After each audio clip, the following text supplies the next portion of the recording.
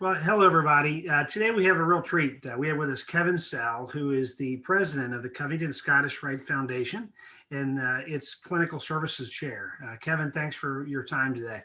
Well, thanks, Judge. Appreciate being on here. And it's the 23rd of December, so Merry Christmas. Yes, same to you, sir. Merry Christmas.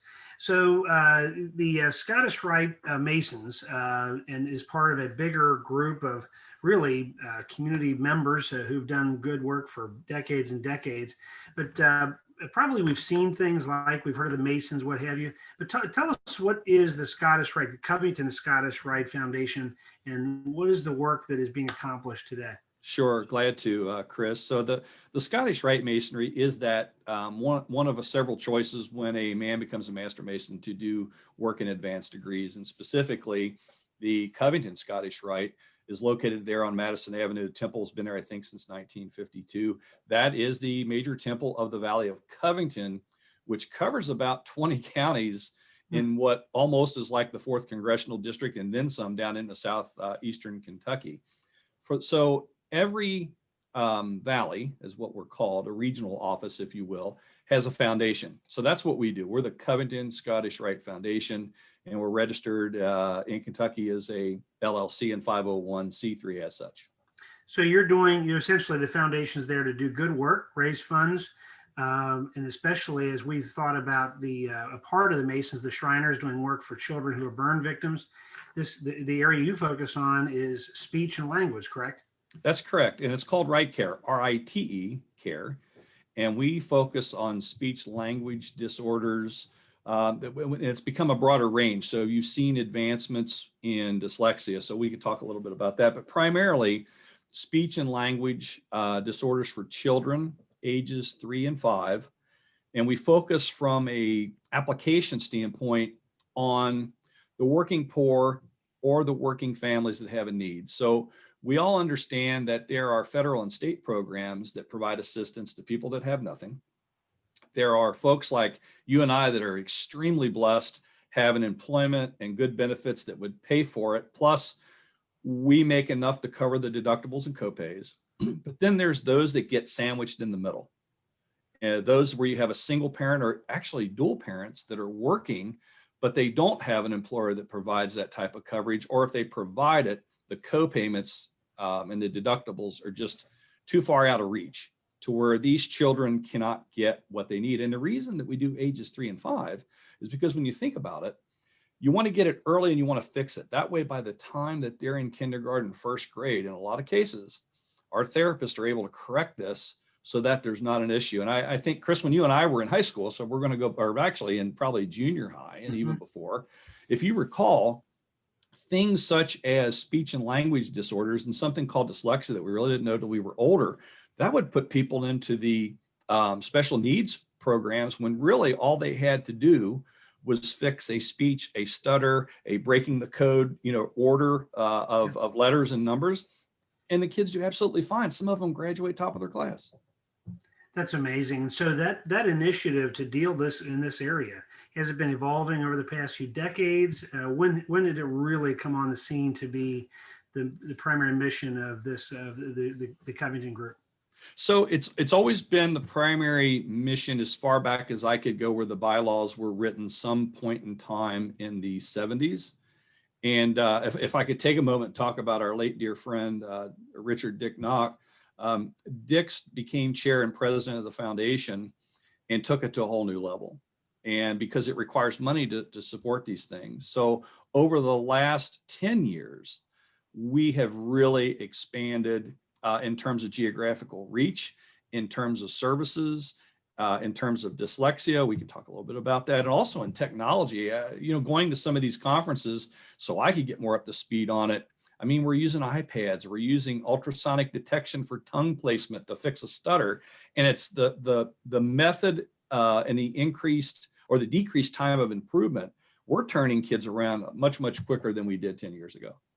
And you speak to the kids themselves. In the past 10 or 15 years or annually, how many kids are impacted in our region by the services you're providing?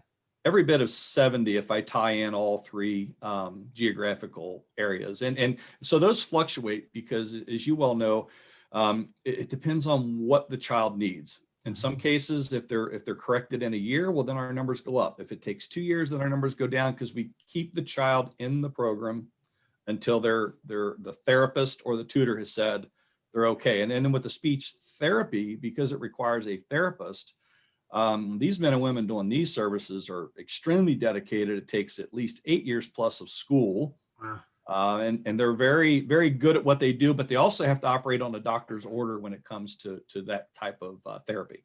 Wow. So really, and to your point, I mean, individuals who are needing this help in that gap you're talking about, really are setting these people up, these kids up for success for the rest of their lives. I mean, no matter what they choose to do with their career, what have you. Correct. And we get some of the parents go to great lengths to let us know how their children have done, and it's really emotional when you think of what would have occurred if we did nothing. And it's very impactful. It makes, I got to tell you, a lot of us put a lot of work into the foundation. Actually, the Kenton County Sheriff, Chuck Corsamore, is one of our members, and does very well and is very helpful. But I mean, the real blessing is for us and me personally, to be able to work with these centers. So every week, and certainly every month, I'm looking at reports of who's moving forward, moving out, moving in. And in some cases, we make exceptions. If there's one child that we need to add and we're kind of tight on budget, then the foundation meets and we make it happen. And, just adding some of the things, something simple as iPad that a lot of us take for granted, have accelerated the therapy beyond anything that I could have ever understood. And speaking of that, as we get close to wrapping up here, with dealing with COVID, you've continued services as well through the past year? Yeah. So if we have a moment, I just would talk about where we have services, and then we can talk about what we're doing on COVID. So in Northern Kentucky, we use speech and language therapy services in Cold Spring by close to NKU. Yep. And our dyslexia center, which we were one of the first foundations in the Southern jurisdiction to start dyslexia. And that's the Breaking the Code Center there in Wilder by the UDF right off 275. And then in Ashland, we're using the King's Daughters Pediatric Services.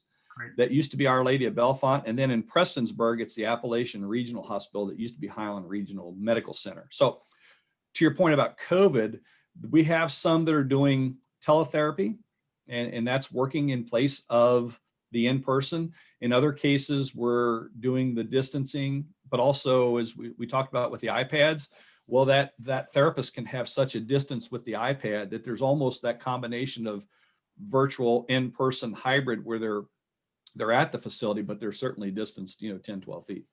So you're still able to provide the service and Yes. And make sure those needs are met for those kids. Correct. We have very creative therapists and tutors, and we as a foundation have been supportive as we can. And a major step by the Southern jurisdiction, which is the Supreme Council of all Scottish Rite Masons, they actually funded a Zoom account for every foundation. So you and I know what these costs can be to our business and to government, but here we had the overall arching group of Scottish Rite Masonry say, if you got a foundation and you want a Zoom account, we're going to do it, and it's going to cost you $20 a month. So we're doing it because we're using it as much as the therapists want to, and as the children and the doctors and the parents will allow. Well, especially this time of year, Kevin, and that it's good to acknowledge the good work of your organization and so many others, and the good work of people like Dick Knock, who sadly recently passed, who really, you just don't know all the good things that people are accomplishing with their time, their treasure, and that makes obviously both Northern Kentucky and the entire Commonwealth healthier and stronger in the long run. It does. And what I appreciate about Northern Kentucky is, and you know more of these folks than I do, is a lot of people do it and they don't necessarily, they're very humble about it. Yeah. And that's really our friend Dick was that way, certainly with respect to this foundation, and all of our foundation board members are. It's, for us, it's more about giving credit to those therapists and tutors that are there every day making a difference in these children's lives. Well, Kevin, that's well said, and a great message for Christmas and in the new year. Best wishes to you and your organization. You too, Kris. Thanks for having me.